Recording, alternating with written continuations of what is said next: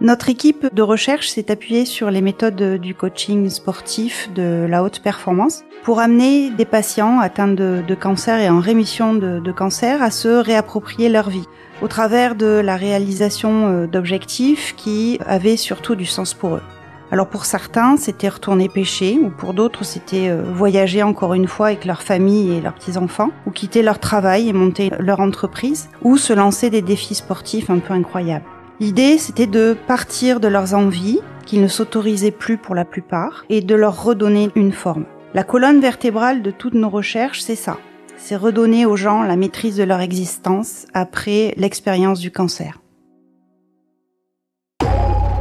Au début de chaque journée de fouille, je pense à tout ce qu'on pourrait découvrir. Et puis finalement, je vais faire une toute autre découverte.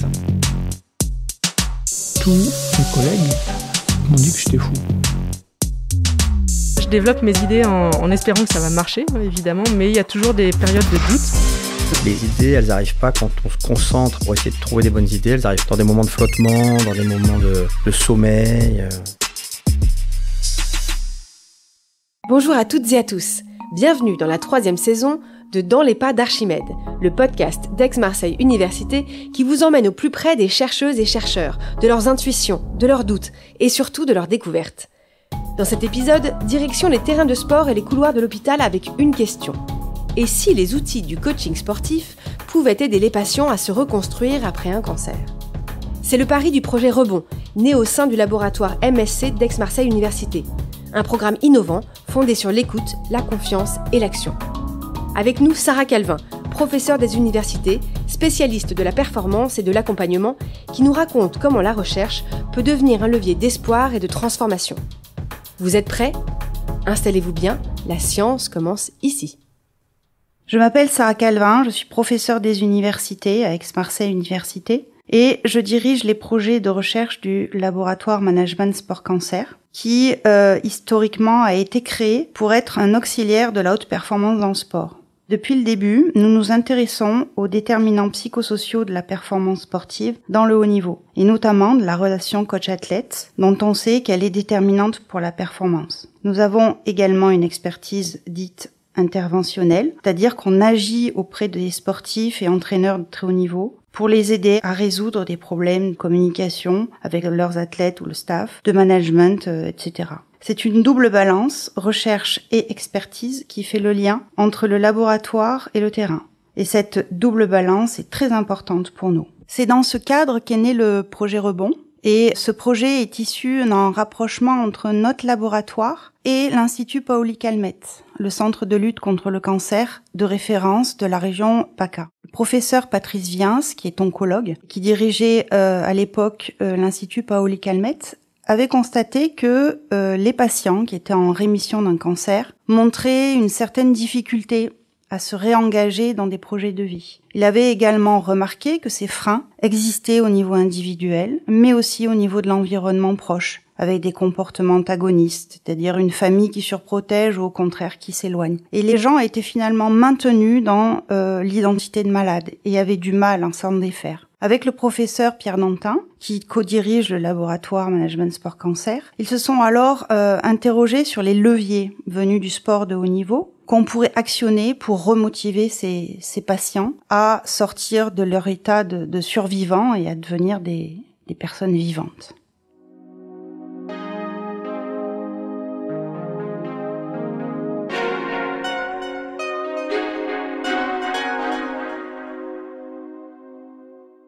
En 2016, nous avons décidé de créer un premier projet, Rebond, en collaboration avec le professeur Didier Blaise, qui dirigeait à ce moment-là le programme de thérapie cellulaire de l'Institut Paoli-Calmettes et qui est aussi un membre de notre laboratoire. À l'époque, on s'intéressait à la rémission, mais on se demandait quel était le meilleur moment pour agir. Finalement, on s'est concentré sur des patients en rémission d'un cancer qui avaient reçu une greffe de moelle osseuse. Alors il faut le savoir que ce parcours de greffe est un parcours qui est très lourd. Ça nécessite des traitements qui sont très lourds et aussi ça nécessite des périodes d'hospitalisation où les patients sont en isolement pour des raisons médicales Et cet isolement, ça les coupe aussi parfois de leur vie sociale. Et ces patients ont une difficulté relativement marquée, alors encore une fois pas tous, mais ont souvent des difficultés à se réapproprier leur vie sociale et à oser, à reprendre une vie entre guillemets qui soit une vie normale. Notre premier objectif, c'était de vérifier la faisabilité d'un tel projet. On a donc sélectionné un groupe de 32 patients qui avaient reçu une greffe de moelle osseuse à la suite d'un cancer hématologique. Et à ces patients, on a proposé de mettre en place des séances de coaching mensuelles 6 mois après leur greffe. Pour être inclus dans le protocole, les patients devaient être à 6 mois post-greffe, ne pas avoir de séquelles particulières, notamment ce qu'on appelle la maladie du greffon contre l'hôte, et ne devaient pas manifester de troubles psychiques trop importants et nécessitant un traitement. Pourquoi ? Parce que notre intervention, c'est une intervention de coaching. Nous ne sommes pas psychologues cliniciens et il fallait pas mélanger les genres. Et la particularité de l'intervention, c'est que elle se situait hors contexte hospitalier, puisque l'idée c'était d'arriver à mettre à distance la maladie. Et on avait choisi de le faire à la faculté des sciences du sport, donc sur le campus de Lumini. Et l'autre idée, c'était aussi d'immerger les patients dans un environnement qui était tout sauf un environnement médical, encore une fois, et dans cet environnement sportif, au milieu des jeunes étudiants et des spécialistes du sport. C'est une charge positive qui est très importante qu'on voulait activer.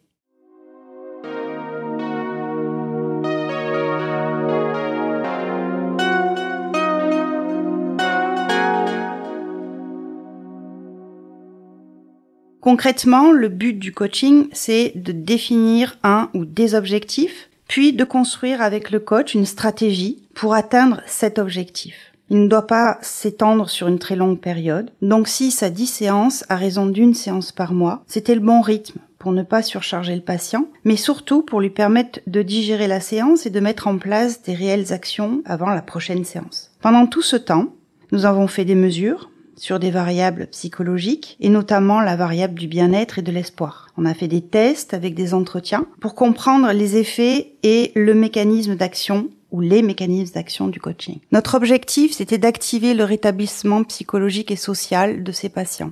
On avait prévu de recueillir les perceptions des patients au début et à la fin du coaching. C'est eux qui nous ont progressivement confortés dans l'idée que notre projet avait du sens. En recueillant les paroles des patients, leurs sentiments, leurs impressions, leur évolution comportementale et émotionnelle, on voyait bien que notre proposition jouait surtout sur l'espoir et sur l'autonomie. C'était un peu ce que l'on cherchait. En même temps, nous avons eu la réponse que nous attendions, le projet Rebond était possible et était faisable. Une deuxième phase s'est donc ouverte pour vérifier l'efficacité de ce coaching. Et nous avons construit un autre type d'essai clinique dans lequel on compare la qualité de vie des malades avec un suivi classique et d'autres qui bénéficient de ce projet et de ce coaching. On a présenté notre projet à l'Institut national du cancer qui a décidé de le financer intégralement. C'est ce qui nous a mis le pied à l'étrier. Aujourd'hui, notre étude est encore en cours et porte sur une centaine de patients qui seront évalués sur plusieurs mois et notamment un peu plus d'1 an.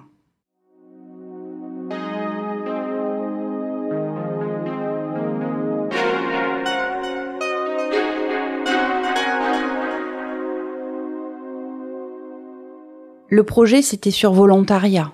Donc les patients qui acceptaient d'être inclus dans l'étude, c'est qu'ils avaient envie. Alors après, on a interrogé les raisons de ces envies. Souvent, ils nous ont dit que c'était pour s'ils pouvaient participer à quelque chose pour améliorer la prise en charge des autres qui pourraient être malades ou autres, ils le feraient. C'était par curiosité. Certains aussi disaient que ils voulaient essayer autre chose que des suivis un peu plus traditionnels et classiques. Et lorsqu'on a évalué par entretien, alors ce qui est intéressant avec les entretiens, c'est qu'on peut comprendre les mécanismes d'action. Donc lorsqu'on les a évalués, lorsqu'on leur a posé les questions, eh bien on a eu des retours qui étaient des retours très positifs, justement sur le fait que ça leur permettait de reprendre confiance en eux et de se sentir efficaces et d'être accompagnés de manière très dynamique et positive. On les a accueillis non pas comme des anciens malades, mais comme des personnes qui avaient des objectifs et des envies.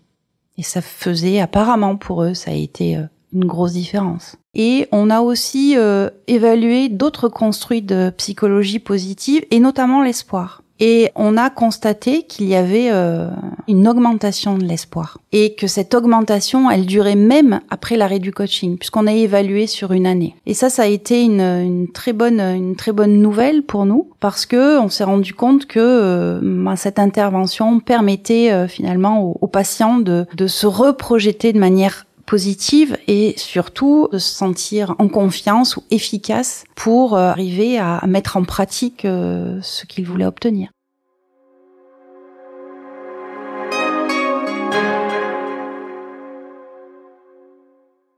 Nous faisons de la recherche participative, où les patients font partie de l'équipe de recherche. On s'appuie donc sur leur savoir expérientiel, qui est irremplaçable, pour ajuster nos interventions. Les patients de notre première étude nous ont suggéré de commencer le protocole plus tôt, vers 3 mois après la greffe. C'est ce que nous avons fait. On intervient maintenant entre 3 et 6 mois, donc sur un éventail un petit peu plus large. Cela nous permet de savoir s'il est plus utile d'intervenir tôt ou un petit peu plus tard pendant la rémission. Alors les prochaines étapes, c'est de terminer l'inclusion des patients et puis ensuite d'analyser les données. Donc les inclusions seront normalement finies en décembre 2026 et le traitement des données aura lieu l'année d'après et puis on publiera nos résultats probablement en 2027. Aujourd'hui, l'idée pourrait être d'utiliser le coaching comme un soin de support, puis de l'étendre à d'autres secteurs que celui de l'oncologie, pour essayer de toucher d'autres populations avec d'autres types de maladies, notamment des maladies chroniques.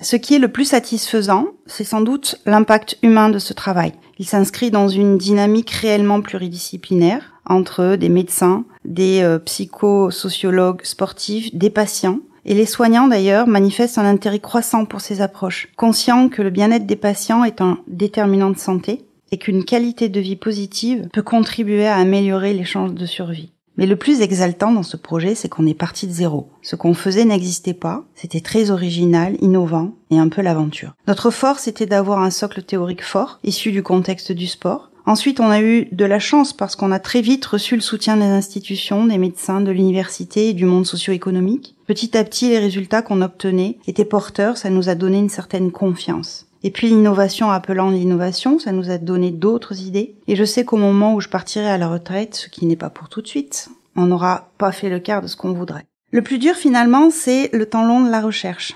Il faut être très patient. Et on est d'autant plus frustré que les patients nous demandent quand le dispositif sera accessible à tout le monde. Alors en parallèle, nous avons monté une formation sur le co-coaching avec la faculté des sciences médicales et paramédicales de Marseille et le soutien du doyen Leonetti. On a pu former des professionnels de l'accompagnement, des sportifs de haut niveau, à qui on peut maintenant adresser des patients. On a aussi formé d'anciens patients qui font désormais partie de l'équipe de recherche et celle des coachs des essais cliniques. Avec eux, la confiance se crée encore plus rapidement et leur impact est encore plus fort. Pour moi, la recherche, c'est d'abord une affaire de curiosité. Il faut avoir envie d'expliquer, d'explorer, pour produire des connaissances qui nous aident à mieux comprendre le monde, les situations et les phénomènes. De mon point de vue, être chercheur, c'est être prêt à penser autrement, à sortir des sentiers battus, de mener toutes ces réflexions de manière pluridisciplinaire, c'est-à-dire de pouvoir parler à la fois avec des médecins, à la fois avec des patients. Ça aussi, cette recherche participative est d'une richesse incroyable. Ça nous oblige à sortir de notre tour d'ivoire, à apprendre à parler avec d'autres personnes qui n'ont pas la même vision, pas les mêmes centres d'intérêt. Et cette pluridisciplinarité est d'une richesse